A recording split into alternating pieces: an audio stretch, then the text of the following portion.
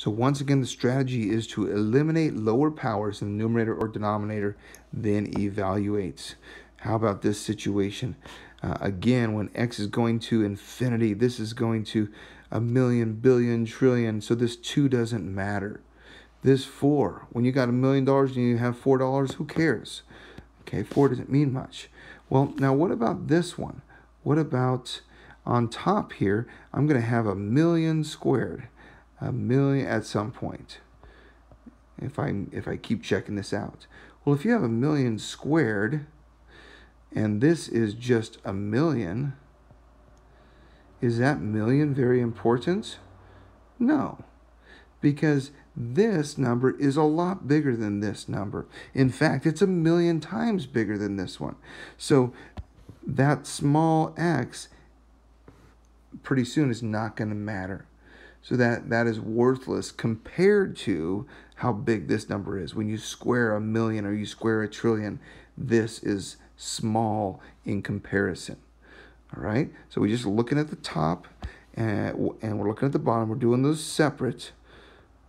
And we're going to say, well, and that number gets huge. This expression is just going to be pretty close to negative 3x squared. And the expression on the bottom is going to be real close to 4x. And now we can work with this. This can be simplified, right? So we can cancel one of these x's. And so this is, I haven't done the limit yet, so be careful. X goes to infinity. I haven't plugged it in. Our ultimate goal is to plug it in. Okay, now infinity is not a number, but we've got to ask ourselves this. As x goes to infinity, what happens? Well, we have negative 3 million over 4, negative 3 trillion, negative 3 billion. Okay, this number on top is getting huge. We've got a huge number, negative over 4.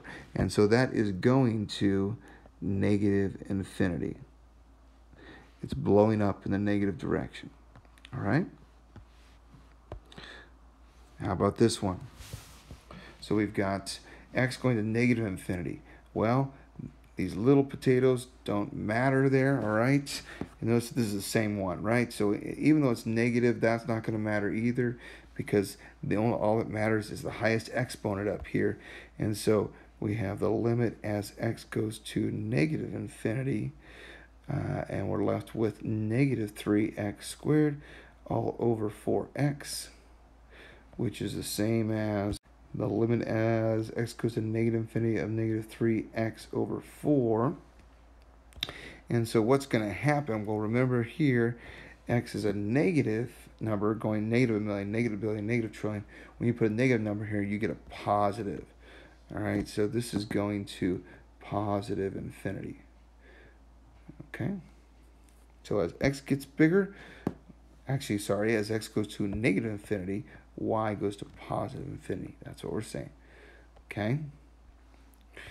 How about some little more challenging ones to think about here? What's happening here?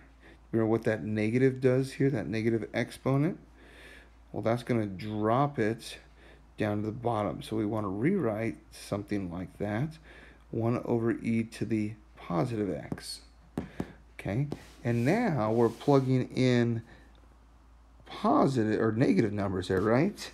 So we got to be careful. So when we plug in negative numbers there, this is going to be a negative exponent, which is going to take it upstairs. So this would be equivalent to plugging in positive numbers to just e to the x. Because this negative exponent, when you put the negative exponent, it's going to drop up here. Or we can think of it this way. You put this negative number in here, and it's just going to become a positive exponent. Okay? So e to the first, e to the second, e to the million, e to the trillion, e to the billion. Well, that's getting huge. All right?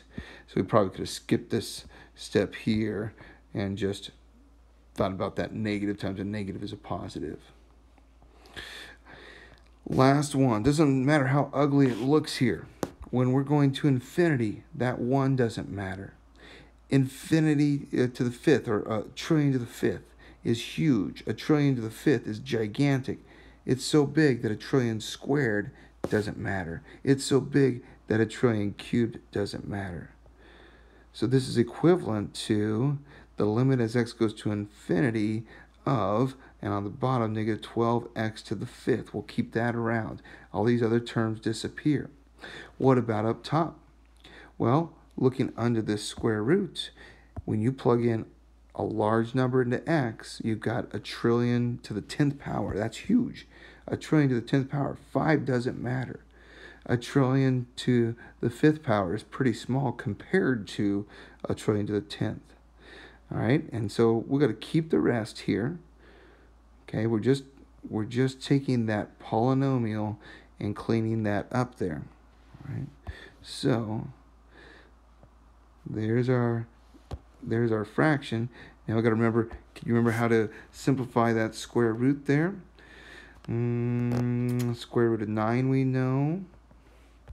Square root of 9 is 3, and remember when you square root this is x to the 5th squared. X to the 5th squared is x to the 10th. Remember that? X to the 5th squared is x to the 10th. Okay, so it's going to divide that into 3x to the 5th. And then at the bottom we have negative 12x to the 5th, and we can clean this up.